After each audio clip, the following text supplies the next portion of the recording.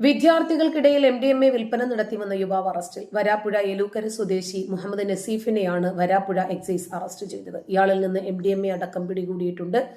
പ്രതിയിൽ നിന്ന് മയക്കുമരുന്ന് തൂക്കി വിൽക്കാൻ ഉപയോഗിക്കുന്ന electronic waiting machine, Ziploc, plastic കവറുകൾ, പണം, മൊബൈൽ ഫോൺ എന്നിവ കണ്ടെത്തിയിട്ടുണ്ട്. എക്സൈസിന് ലഭിച്ച രഹസ്യ വിവരത്തിന്റെ അടിസ്ഥാനത്തിലായിരുന്നു പരിശോധന. കോടതിയിൽ ഹാജരാക്കിയ പ്രതിയെ ആലുവ സബ് ജയിലിൽ റിമാൻഡ് ചെയ്തു. വിദ്യാർത്ഥികൾക്ക് അമിത വിലയ്ക്ക് അതിമാരകമായിട്ടുള്ള മയക്കുമരുന്നായിട്ടുള്ള MDMA മുഹമ്മദ് നസീഫ് നൽകുന്നു എന്ന രഹസ്യമായി ലഭിച്ച വിവരത്തെ തുടർന്നിട്ടായിരുന്നു വരാപ്പുഴ എക്സൈസ് റേഞ്ച് അതിർത്തികളിൽ എക്സൈസ് ഇൻസ്പെക്ടർ KA അനീഷും സംഘവും പട്രോളിംഗ് നടത്തിയത്.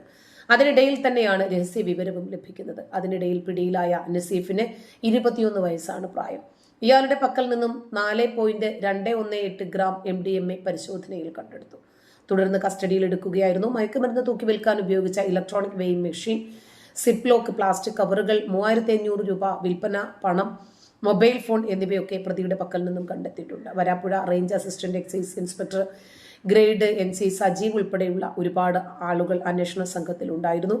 പ്രതിയെ ഇന്ന് കോടതിയിൽ ഹാജരാക്കും. ആലുവ സബ് ജയിലിൽ റിമാൻഡിലാണ് നിലവിൽ.